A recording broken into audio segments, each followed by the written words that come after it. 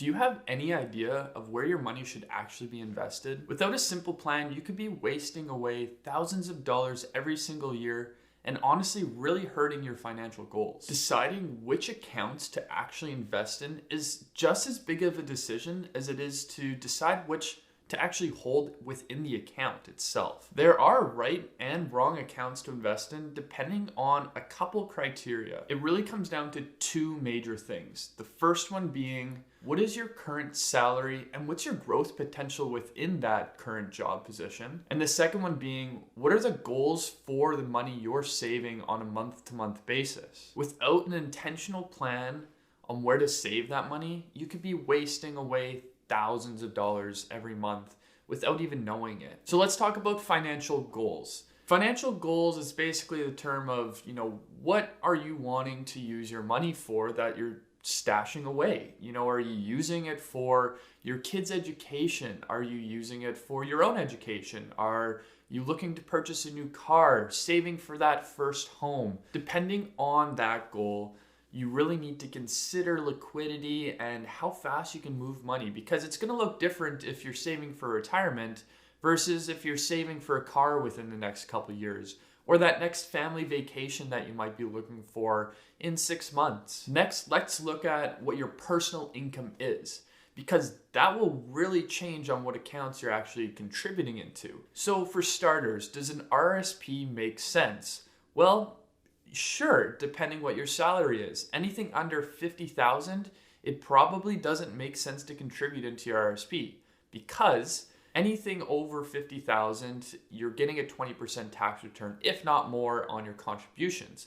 But if you're making less than that, you'll probably end up receiving a tax return, but you'll be paying more tax actually when you pull it out of those accounts later in life. The next really important thing to consider is, if your income is projected to grow consistently every year or at a fast rate in the first handful of years of employment, it's probably not the best time to contribute to your RSP because you're not utilizing the space in the best way. Say you have a $50,000 salary and we wait for another 3 years and you're up to $70,000 or more, it's a lot better to wait and receive a higher tax return at that point than it would be just to receive your smaller tax return at the current income you're at. Now let's look at two examples of a potential savings plan that could occur. So the first one we have is a young couple in their 20s, and their main goal is purchasing a first home. So just to give some financial background to these two, their current salaries are $60,000 each, and that gives them roughly around $24,000 of savings on an annual basis. So where should this money go to utilize in the best possible way? So let's break this down into a simple look at what those accounts could be. So to start off, the FHSA, the First Time Home Savings Account. So this hasn't actually come into effect yet, but within this next year, it's gonna be a really good account for that first-time home buyer. What we'd like to see in this case is contributing $8,000 each to that account. So a total of $16,000. Based off of their $60,000 income each, they're going to receive a tax return of around $2,000, which we'll look at just in a little bit here. But so keep that in mind, $16,000 has been allocated towards this first-time home savings account.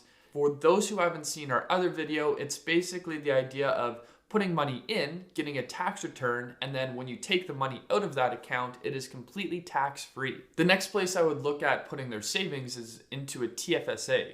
And that's because they want to have that liquidity. They want to be able to pull the money out when they're ready to purchase a home, and they still want to be able to grow money in that account. And this is a tax-free way to do it.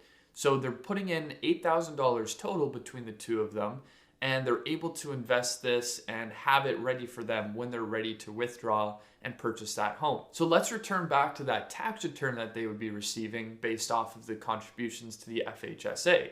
So as I mentioned, they'd be receiving around $2,000 each from that contribution, resulting in extra $4,000 to save. And this would be best utilized again by contributing into their TFSA. So we're almost maximizing the TFSA and we're contributing into the FHSA. And for a total savings, we're getting around $28,000. and we've only had $24,000 to save. This is a great strategy to use if you're looking to purchase a home and you're wanting to utilize your accounts in the best possible way to do so. Now let's look at scenario number 2. So we've got a young family in their 30s. They're currently earning around $80,000 each, and they've got around $32,000 of income, of net income, to be able to save on an annual basis into different accounts for their 3 goals. So the first goal being a new vehicle. They're wanting to purchase a new vehicle in the next couple of years, and they need the funds to do so. The second one being they're looking to start savings for their children's education. And the third piece of that puzzle being they're starting to save for retirement. So based off of all of that information, what are the accounts that they should be utilizing annually to make sure that they're getting the most out of their money, getting the most out of their savings, and really putting them in a great position for those 3 financial goals they've set in place for themselves? The first account to look at would be the RESP. So that's the Registered Education Savings Plan, and that's for their child. So we're going to contribute $2,500 a month into that account, and based off of that, we're actually able to receive a grant from the government of $500 a year. So that brings their total contributions of $2,500, but they're receiving an extra $500, so it's a total of $3,000 into saving for their child's education. Next, we're going to look at contributing $6,500 each into their TFSA for this year, so maximizing their TFSA room, which is a great vessel for growing tax-free money for that new vehicle of theirs, because they're able to grow that. They're looking at a 2-year timeline. They're able to grow that money and then draw that money out tax-free, so no taxable expense to them for doing so. And now they've got money that they were able to grow slightly over that time period and utilize for that car purchase. And then the final step of their savings plan would be that retirement portion of their account. So they're looking at around $8,250 each into their RSPs to utilize some of the room they have and utilize the remainder of the savings that they have allocated for. And that's going to start their funding for retirement. Now, based off of that, they're going to be receiving around $4,600 each in tax returns. So where does that go? Well, that's going to just go into a non-registered account. We could put that into, high interest savings. We could put it into low risk stocks. Basically, that's going to be, again, helping them fund for that vehicle. So they're going to be growing those accounts a little bit quicker, basically allowing them to purchase a car a little bit faster. So we've utilized their TFSA and their non-registered in order to do so. Now, all in, that's about $3,000 for their child's education annually. And then we have $17,600 towards a new vehicle on an annual basis. So in 2 years' times, that's going to be, around $35,000 for a new vehicle.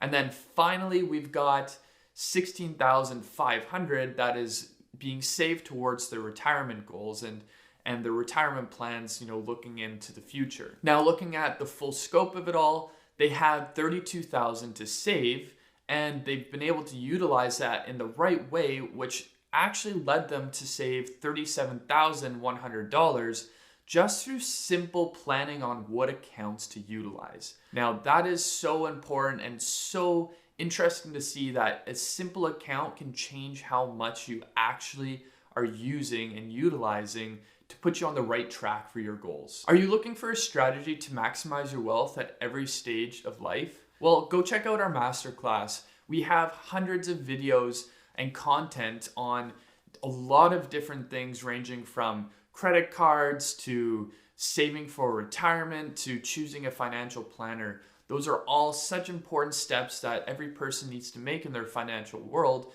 to really put them ahead of the curve, put them ahead of their peers and get them on track to be financially free.